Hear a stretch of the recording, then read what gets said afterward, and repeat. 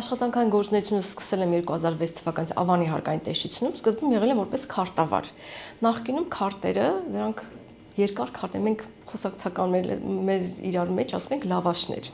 Քարտերը վարվում են եւ թղթային եւ համակարգչային եղանակում։ Եղել է հարկատու երկու համակարգ։ Յուրաքանչյուր տարվա համար պետք է բացվեին նոր քարտեր, փոխանցվեին նախորդ տարվա մնացորդները, սկսվեին արդեն նոր տարվա հաշվառումը վարել։ Այնուհետև արդեն ծրագիրը կատարելագործվել է, հարկատու երկու համակարգից անցում ենք կատարել հարկատու 3 համակարգին։ Նոր արդեն դարձել է աստիճանաբար համակարգը, երբ որ ուղղվել է, համապատասխանությունը թղթային եւ էլեկտրոնային քարտերի արդեն ուղղվել են, ծրագրային ապահովումը իրականացվել է, քարտեր դարձել են արդեն էլեկտրոնային քարտեր, այլ ձեռքով վարելու անհրաժեշտություն այսպես ասած չի եղել, իսկ նախկինում մենք այդ քարտերը նույնիսկ տուն ենք տանում, որպեսզի հասցնեինք տարվա համար բացել նոր քարտեր հաշվառումը պահելու համար։ Որպես արդեն 20 տարվա հարկային ծառայության աշխատանքային փորձ ունեցող աշխատող, ես պետք է նշեմ, որ ես շատ եմ սիրում իմ աշխատանքը,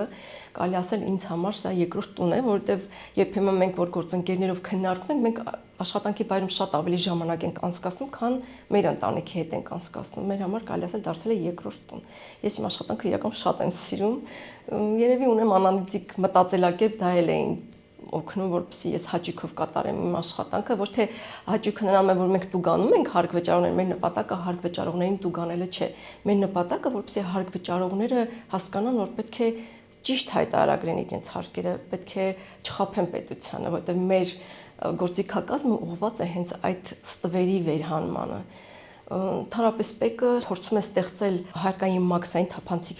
միջավայր, խրախուսում է կարգապահությունը, ինքնուրույն կարգապահությունը, ծառայում է Հայաստանի Հանրապետության քաղաքացիներին եւ բիզնեսին, ի նպաստ Հայաստանի Հանրապետության առաջընթացի զարգացմանը։ Հարկ վճարողների ընթացիկ հսկողության վարչության հիմնական նպատակը դա հարկ վճարողների գործունեության օրինականության ապահովումն է, հավասար հարկային միջավայրի ապահովումը բոլոր հարկ վճարողների համար, այլ վերահսկողություն իրականացնող վարչություններից տարբերվում են մեր գործիքակազմով, մեզ վերապահված լիազորություններով։ Մեր կողմից օրենքով վերապահված, մեր վարչության օրենքով վերապահված լիազորությունների շրջանակում ստուգումների եւ ուսումնասիրությունների կազմակերպումը եւ դրանց իրականացումն է, հարկ վճարողների գործունեության նկատմամբ վերահսկողության իրականացումն է, հարկ վճարողների համար հավասար հարկային միջավայրի ձևավորումն է, հարկ վճարողների հետ պետական բյուջեի եկամուտների ապահովումն է։ Մեր վարչության հիմնական գործառույթները հենց ստուգումների ռիսկային ճանաչված հարկ վճարողների նկատմամբ վերահսկողության սահմանն է, որը կարող է կիրառվել տարբեր գործիքակազմում, ինչպես ստուգումներ, ուսումնասիրություններ իրականացնելով, այնպես էլ բացատրական աշխատանքներով, ծանոթությունների միջոցով։ Օրինակ կարող ենք հարկ վճարողների հետ հեռախոսազանգերի միջոցով հրավիրելով ներկայացնում ենք իրենց մոտ առկա ռիսկերը, հորդորում ենք ուղղել իրենց մոտ առկա թերությունները, եթե հարկ վճարողը շարունակում է նույն վարքագիծը, չի ցուցաբերում վարքագծի փոփոխություն, այս դեպքում արդեն կիրառվում են մեզ հասու այլ գործիքակազմ, օրինակ ստուգումներ, ուսումնասիրություններ իրականացնել եւ անընդհատ նմանատիպ հարկ վճարողներին մեր ուշադրության կենտրոնում պահելը, մոնիտորինգ ենք անդադար իրականացնում նման հարկ վճարողների նկատմամբ այնքան ժամանակ, մինչև հարկ վճարողը փոխում է իր վարքագիծը։ Մեր հսկողության տակ գտնվող ոլորտներից հիմնականում, որտեղ անդադար հայտնաբերվում է խախտում, դա առևտրի ոլորտն է, շինարարության ոլորտն է, հանրային սննդի ոլորտն է, ինչպես նաև կահույքի արտադրության ոլորտը։ Խախտումներն արդեն վերլուծական գործիքակազմի միջոցով են բացահայտվում։ Ընդհանրապես ստուգումներ, ուսումնասիրություններ մենք կարող ենք իրականացնել միայն ռիսկային չափորոշիչների հիման վրա։ Մեր հայեցողությամբ չենք կարող ցանկացած հարկ վճարողի մոտ իրականացնել ստուգումներ, միայն ռիսկերի առկայության դեպքում է հնարավոր տվյալ հարկ վճարողի մոտ իրականացնել ուսումնասիրություններ։ Իսկ ռիսկերը գնահատվում են արդեն մենք ունենք վերլուծական վարչություն, կան հատուկ մոդուլներ, որոնց միջոցով վեր են հանվում ռիսկերը, ցանկերը տրամադրվում են մեր վարչությանը, արդեն մեր վարչությունը գնահատում է այն գործիքակազմը, այն հսկողական միջոցառումները, որոնք անհրաժեշտ են տվյալ ռիսկը վերացնելու համար։ Ընդհանրապես հարկ վճարողների ընթացիկ հարկային մարմինը առաջնորդվում է հարկային օրենսգրքով, կառավարության որոշումներով, ոլորտին առնչվող այլ նորմատիվ իրավական ակտերով, ինչպես նաև ՊԵԿ նախագահի որոշումներով եւ հրամաններով։ Վերահսկողությունը իրականացվում է կիրառելով վարչարարության տարբեր գործիքակազմեր, սկսած բացատրական աշխատանքներից եւ վերջացրած հսկողական միջոցառումներով։ Հիմնականում փորձում ենք բացատրական աշխատանքների միջոցով հարկ վճարողներին բերել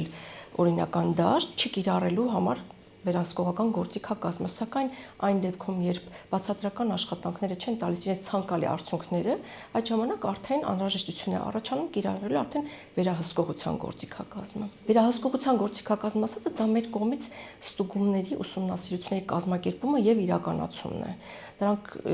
կարող են լինել ՀԴՄ ստուգումներ, կարող են բացել, դրանք նաև չափագրման ուսումնասիրություններ են մեր վարչությունը իրականացնում, որը շատ կարծում եմ արդյունավետ ուսումնասիրության տեսակ է, որովհետև այդ դեպքում վեր են հանվում իրացման շրջանառության թեր հայտարարագրման հնարավոր ռիսկերը եւ արդեն հարկ վճարողի մոտ ուսումնասիրության ժամանակ պարզվում է իրականում այդ ռիսկը առկա է, թե առկա չէ։ Էլեկտրոնային հաշիվ ապրանքների եւ ՀԴՄ տվյալների վերլուծությունը շատ մեծ դեր ունեն, որովհետեւ մենք տեղեկատվական բազայում առկա հենց այդ տվյալների վերլուծության արդյունքում էլ վեր են հանվում ռիսկերը։ Հարկերից խուսափելու ամենատարածված սխեմաները դրանք անապրանք փաստաթղթերի դուրսգրումն է, ինչպես նաև իրացման շրջանառության թեր հայտարարագրումները, օրենքով սահմանված կարգով հաշվարկային փաստաթղթեր դուրս չգրելու ճանապարհով, ինչպես նաև վարձու աշխատանք իրականացնող ոչ բոլոր աշխատողների գրանցումը, նաև աշխատավարձի իրական չափերի թեր հայտարարագրումը։ Օրինակ անապրանք փաստաթղթերի դուրս գրելու շատ դեպքերի եմ առնչվել, որոնք հետագայում հանգեցրել են նաև հսկողական աշխատանքների իրականացման նախնական հաշվարկների կազմման, դա ինչ է դա իրենց ներկայացնում, որոշ հարկ վճարողներ միմյանց առանց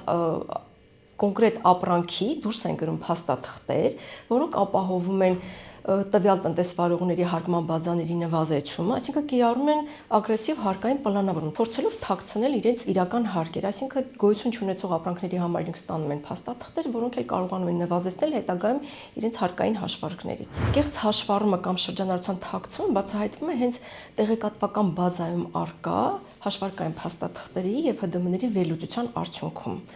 Այսինքն նայում ենք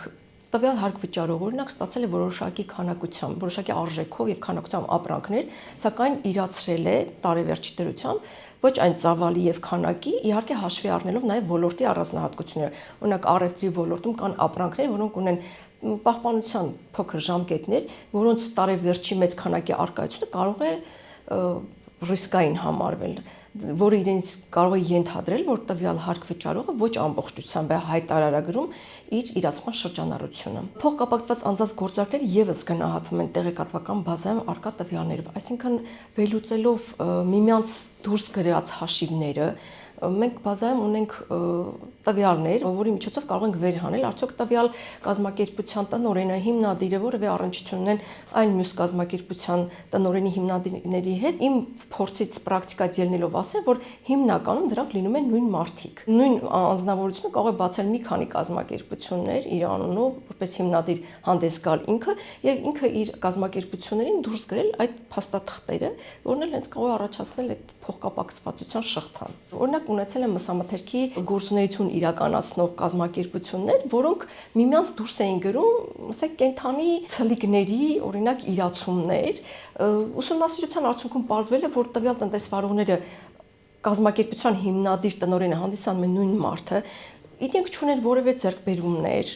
որևէ փաստ, որը կարող է հիմնավորել, որ այդ ապրանք իրենք ձեռք են բերել, սակայն այդ ապրանքները վաճառում են։ Այդտեղից գեներացվել են մեծ հարկեր, մեծ ավելացած արժեքի հարկի դեբետային գումարներ, որոնք իրենք դիմել են օրինական կարգով ՊԵԿ-ից ԱՀ ուսումնասիրություն կատարելու ճանապարհով հետ են վերադարձել։ Այդ սխեմայի շրջանակում բացահայտվել է, որ իրականացում են անապրանք